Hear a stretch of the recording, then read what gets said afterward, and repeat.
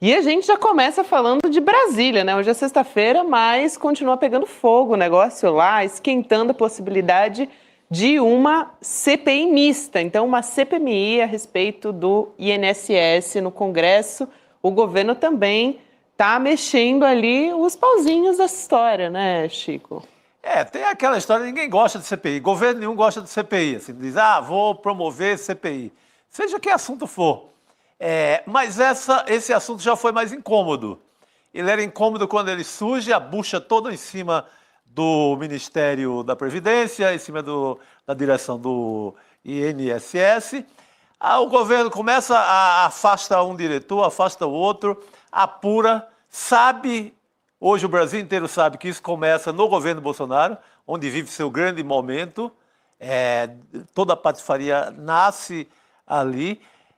O governo começa a cuidar de pagar, ressarcir aos aposentados. Então, digamos que a CPI, se for instalada, já vai ser num cenário melhorzinho para o governo, e não quando estourou a boiada, ali seria um péssimo momento.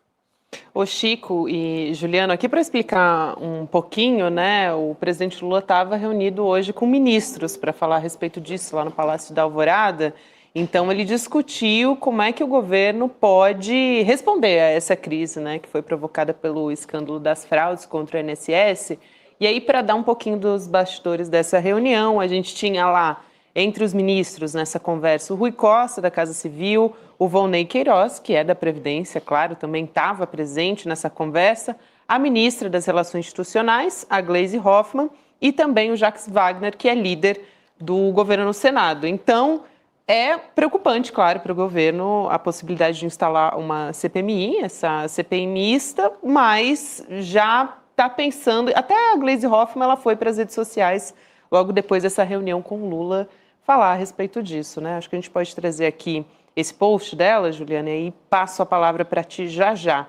Ela diz o seguinte, a ministra Gleisi Hoffmann: uma CPMI no ambiente de exploração política em que está sendo proposta pode comprometer o sucesso da investigação policial, que deve permanecer protegida de interferências externas e do vazamento de informações. Também pode atrasar o ressarcimento das vítimas, já que a sua duração está prevista para 6 meses, impactando nas medidas já em curso. Então, aqui a gente sabe, né? A Gleisi Hoffmann, ela sempre tem também a sua estratégia política. Quando ela posta nas redes, ela está querendo comunicar alguma coisa. Com certeza, Gabi. Boa tarde para você, boa tarde, Chico, boa tarde a toda a nossa audiência do ICL Notícias, segunda edição. Eu diria que, neste caso, o governo já enfrentou crises desde que começou, em janeiro de 23, algumas crises inventadas, como foi a crise do Pix, né? Uma crise em que a extrema-direita aproveitou um episódio para difundir desinformação e promover um desgaste do governo, e o governo já enfrentou crises reais, como é o caso, por exemplo, da inflação de alimentos, que está associada a fatores externos, mas que acabou azedando um pouco o humor da população em relação ao governo. Neste caso, o governo, eu acho que respondeu bem até aqui à crise. Muita gente está analisando se isso tem a ver com as mudanças na comunicação. Não importa qual é a causa, a verdade é que o governo conseguiu até aqui ir conduzindo a situação de modo a mostrar que está trabalhando. Isso é o mais importante até agora. Quem anuncia a investigação é o ministro da Justiça do presidente Lula. Quem banca a demissão do presidente do INSS é o presidente. Depois, quem banca a demissão do ministro da Previdência é o presidente. Depois vem à tona que a maior parte das entidades investigadas foram credenciadas no governo Bolsonaro. Depois vem à tona que quem flexibilizou as regras para que a avaliação desse credenciamento não fosse feito ano a ano, mas que fosse feito com um prazo maior, foi no governo Bolsonaro. Quer dizer, há uma contraofensiva nos últimos dias de deputados, senadores, apoiadores do governo nas redes sociais, inclusive fazendo frente ao todo-poderoso Nicolas Ferreira, né, que é o terror das redes sociais da extrema-direita. Na semana passada, a somatória das visualizações dos vídeos de Érica Hilton, Guilherme Boulos, Natália Bonavides, Paulo Pimenta, se equiparou ao Nicolas Ferreira. Então, eu acho que o governo e a base aliada, até aqui, têm se portado bem. A gente já falou aqui ontem, CPI a gente sabe como começa, não sabe como termina. Então é melhor que não haja CPI se ela tiver apenas a finalidade de desgastar o governo. Mas se tiver, pode acontecer o que aconteceu na CPI do 8 de janeiro, que foi estimulada pelo bolsonarismo no primeiro momento e que depois acabou virando um bumerangue, digamos assim, dando ao governo elementos para mostrar a gravidade dos atos do 8 de setembro. A extrema-direita que achava que ia conseguir vender a narrativa de que os atos do 8 de janeiro tinham sido feitos pela esquerda, acabou exposta à luz do dia, né, o seu envolvimento direto com os atos de vandalismo e os atos terroristas do 8 de janeiro de 2023. Acho interessante isso que o Juliano traz, né, Chico, porque pensando, né, esse raciocínio, assim, seguindo esse raciocínio de que as fraudes começaram no governo Bolsonaro, que é uma tecla que o governo vem batendo também justamente para mostrar que foi a partir de 2019 e tal. Então, a oposição, isso pode acabar virando também, né? Durante a CPMI, isso pode acabar virando contra eles também, como já aconteceu algumas vezes. Né? Isso depende, inclusive, das performances, né? Porque CPI, ela é muito...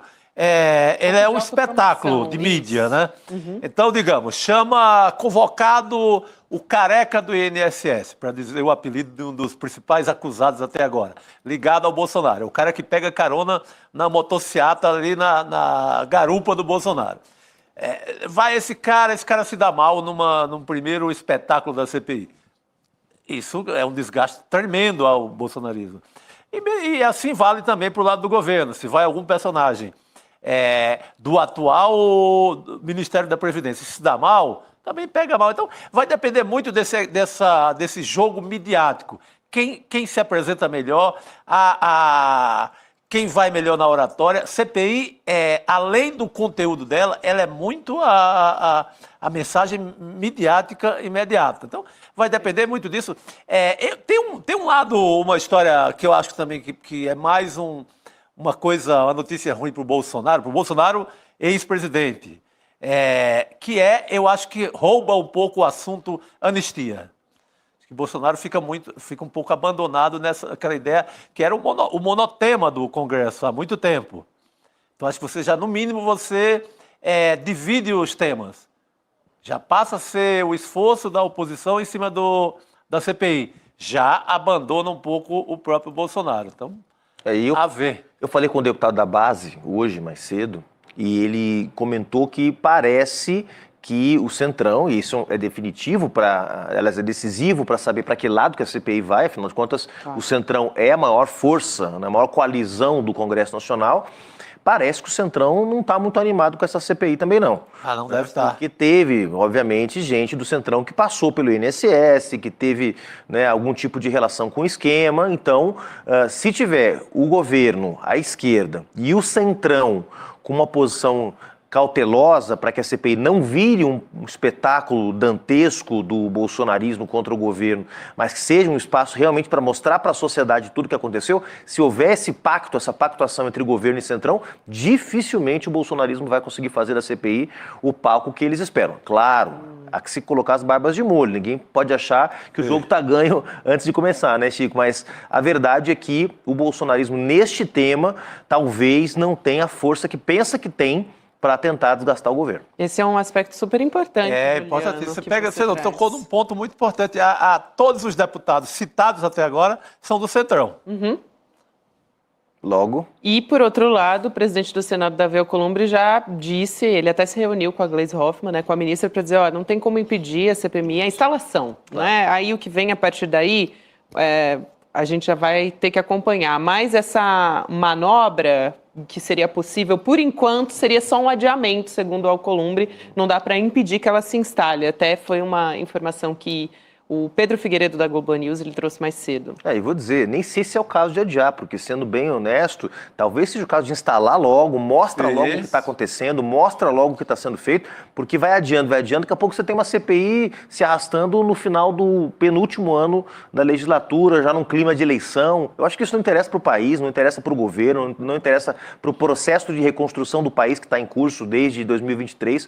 Então, instala logo, mostra logo que a culpa é do Bolsonaro, vira essa página e vamos falar da isenção do imposto de renda, vamos falar do fim da escala 6x1, vamos falar do combate ao desmatamento, vamos falar da COP. Dos assuntos que interessam ao povo brasileiro. Exatamente. E já tem as assinaturas necessárias, então, de fato, deve ser instalado o requerimento, né? Já tem as assinaturas necessárias, inclusive de parlamentares até do PT. Então, pelo regimento, precisa das assinaturas, tendo as assinaturas, a CPMI é instalada automaticamente, tem ali uma sessão, né, conjunta do Congresso e o requerimento é lido, ok, está instalado. Então, a próxima reunião a gente pode esperar, para a gente ter uma ideia de quanto isso deve caminhar, tem no dia 27 de maio uma reunião conjunta do Congresso. Então, deve ser ali que essa CPMI pode, de fato, caminhar para acontecer. Então, semana que vem, né? A gente está falando... Não, dia 27 é ainda outra, né? Dias. Daqui 10 dias, Muitos é isso mesmo. plantões do ICL acompanhando as sessões da CPI de 2 da tarde. É porque semana que vem a gente vai estar de olho no Supremo Tribunal Federal. Tem mais uma rodada na bola do Supremo.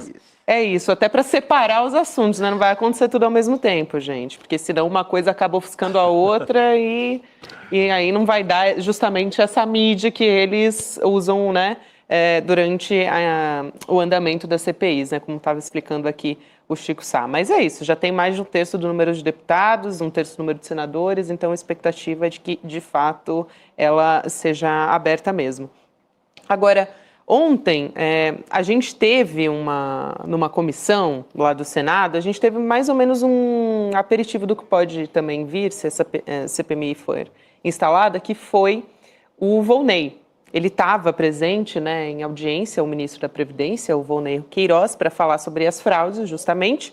E o senador Sérgio Moro, olha só, a gente estava falando aqui do Centrão, de como a extrema-direita deve agir ao longo desse processo. O Sérgio Moro, ele falou o que ele quis, né, a respeito, até porque ele quer fazer colar a imagem de que é o governo do presidente Lula que é o responsável por essas fraudes. Só que ele acabou ouvindo que ele não quis. Por quê?